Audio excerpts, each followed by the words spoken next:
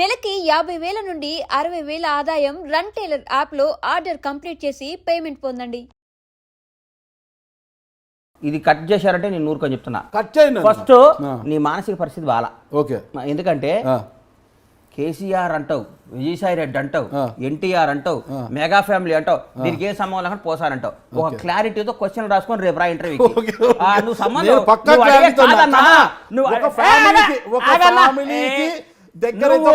దూరం అన్నారు కదా, దానికి వివరాలు చెప్తున్నా నేను. నువ్వు వేరే వాళ్ళు ఇరికించుకో. నీ వల్ల నువ్వు పెట్టే బోర్లో ఎలికలు చాలా ఉంటాయి, పడేయి. బండ్లా గణేష్ పడ్డావు. నువ్వు 1 by 1 క్వశ్చన్ కరెక్ట్ గా అడుగు. నువ్వు 1,00,000 క్వశ్చన్లు అడుగు, నేను 1,00,000 సమాధానం ఇస్తా. సంబంధం లేని మాటలు మాట్లాడుకో. నువ్వు ఎత్తుకున్నదే తప్పు. ఆంధ్ర అన్నావు, విజయసాయి రెడ్డి గారు అన్నావు, ఆన్సర్ ఇచ్చా. కేసీఆర్ గారు అన్నావు, ఆన్సర్ ఇచ్చా. ఎన్టీఆర్ గారు అన్నావు, ఆన్సర్ ఇచ్చా. చిరంజీవి గారు అన్నావు, మెగా ఫ్యామిలీ అంటావు, ఆన్సర్ ఇస్తా. మళ్ళీ ఇంకో పోసాని అడుగు, ఆన్సర్ ఇస్తా. అంతేగాని దీన్ని కింద పైన పెట్టి నన్ను ఇబ్బంది పెట్టాలి. లింకులు పెట్టడం నువ్వు ముందు నిద్రపోకుండా రాసుకొని వస్తావు. నెట్ట లింక్ పెట్టాలని. నేను లింకు కానీ గింకు కానీ పెట్టను. నువ్వు 9 దాకా నీ ప్రోగ్రామ్ ఎట్టగొట్టాలని చూసా. మళ్ళీ నన్ను తిడతావు. మనకున్న రిలేషన్ తో మళ్ళీ నేను ఒప్పుకున్నా. నేను ఎందుకు అన్నానంటే, ఒక ఫ్యామిలీకి దగ్గరంటే ఒక ఫ్యామిలీకి దూరం అయినట్టు అన్నారు కదా, దానికి సీక్వెన్స్ గా ఇది అన్నాను. ఎన్టీఆర్ ఫ్యామిలీ ఏంది, మెగా ఫ్యామిలీ ఏంది, నువ్వు మాట్లాడే మాటలు ఏ ఇష్యూలో అన్నాను అడగవే. మీరు చెప్పండి ఆ ఇష్యూ ఏంటో మీరు చెప్పండి. నేను అన్నాను కదా పోసాని గాని ఎందుకు ఆ మాట అన్నారు? మరి ఆ ఫ్యామిలీ కూడా ఒక ఫ్యామిలీనే కదా, ఆ ఫ్యామిలీకి ఎందుకు దూరమైన? చెప్పండి. ఒక తల్లిని ఆ రోజు ఒక తల్లిని కామెంట్ చేశాడు కాబట్టి, ఒక అమ్మని మనకేం సంబంధం, మనకి జన్మనిచ్చి మనకి తన పాలు ఇచ్చి తన బిడ్డలను మోసి 9 మాసాలు కానీ బతకండి రా నాయనని పంపిస్తే మన అమ్మమ్మని ఏం చేసిందండి? అమ్మని తిట్టడం అవన్నీ తిడితే ఆ రోజు హట్ అయ్యి అన్నా కానీ నాకు అంతేగాని నువ్వు బండ్లా గణేష్ మీద కోపమంటే నన్ను తిట్టు, నన్ను కొట్టు, నన్ను. కానీ మా అమ్మ నాయన ఏం చేశారు సార్? ఎప్పుడైనా బియాండ్ ద లిమిట్ మనం కొట్టుకోవాలి. కానీ మన అమ్మల్ని మన జన్మనిచ్చినందుకు మన అమ్మ నాయనను మన కడుపును పుట్టిన మన పిల్లలకి ఏం బాధ్యత? తప్పే అది. ఎవరు అంతేగాని నాకు పోసాని ఆ విషయం మీద విభేజించా. పోసాని భార్య నాకు క్లోజు, పోసాని పిల్లలు నాకు క్లోజు. కానీ ఈ మధ్య మాట్లాడటం లేదు, ఎందుకంటే కలవలేదు. అంతేగాని పోసాని అనేవాడు నాకు ఎన్నో వేషాలు రాశాడు. నా సినిమాలో ఆయనకి లైఫ్లో మర్చిపోలేని వేషం ఇచ్చే టెంపర్లో నాకు ఏ విధమైన లేదు. అంటే దేనికైనా ఒక క్రాస్ ఉంటుంది నాగరాజ్ అన్న. ఒక గీత ఉంటుంది. సీతాదేవిని కూడా రాముడు గీత దాటొద్దు అన్నాడు. రాముడు మాటని ఒక గీత దాటితే రావణాసుని ఎత్తుకపోయిండు. అర్థం కాలా? ఎందుకు గీత గీశాడు? అమ్మ ఈ గీత దాటితే డేంజర్ రోడ్లో పడతావు తల్లి అన్నాడు. వేరే కూడా లక్ష్మణుడు గెటప్లో వచ్చి ఆయన మోసం చేశాడు. సీతాదేవే నేను మోసం చేయగలిగేవారు. నీకు అంత నువ్వు కూడా నువ్వు రావణాసులు అంటాడు. నువ్వు ఒక గీత ఉండదు, గీత గీసుకొని ఉంటాం మేము. నువ్వు రాగాలి ఆ గీతను దాటియాలని ట్రై చేస్తావు.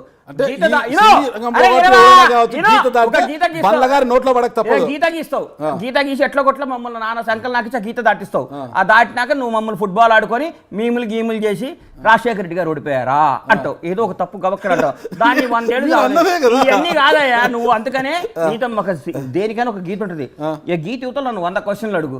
నన్ను కనిపిజి చేసి గజిబిజి చేసి తప్పు చేసి రాంగ్ చేసి నువ్వు నన్ను గీత దాటియకు.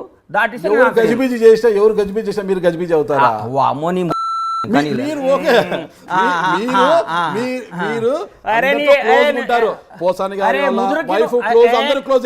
పూరి గారు ఫ్యామిలీ కూడా చాలా క్లోజ్.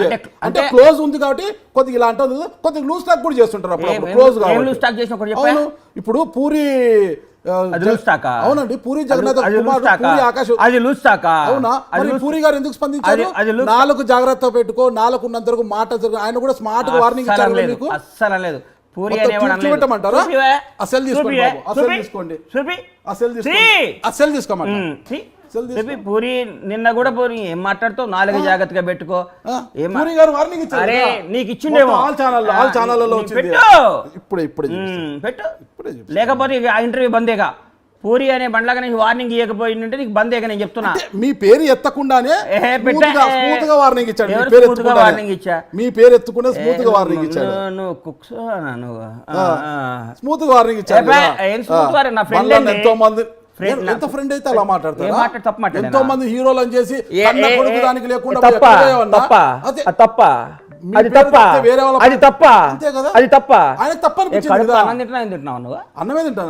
తల్లి భార్యని బిడ్డల్ని పిలిపించినాడు మనిషి అన్న.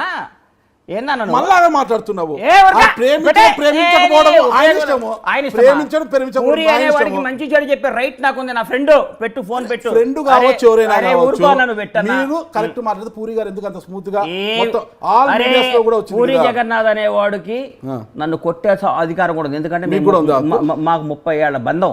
హైదరాబాద్ వచ్చావు, నేను అన్నా నువ్వు ఇటు తప్పు చేస్తున్నా చెప్పే రైట్ నాకుంది. నన్ను తిట్టే రైట్ స్వీకరించాలి కదా పూరి గారు, స్వీకరించాలి కదా. ఏది నీకు చెప్పిండా నేను స్వీకరించలేదని? నువ్వు అనంతపూర్లో ఉంటే చెప్పిండా వచ్చి జర్నలిస్ట్ అండి,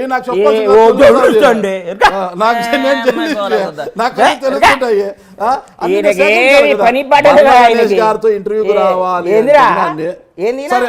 నాగరాజన్న మెగా ఫ్యామిలీలోనే నాగబాబు గారు మా ఎన్నికల సమయంలో అనుకుంటా కోట శ్రీనివాసరావు గారిని విమర్శించారు.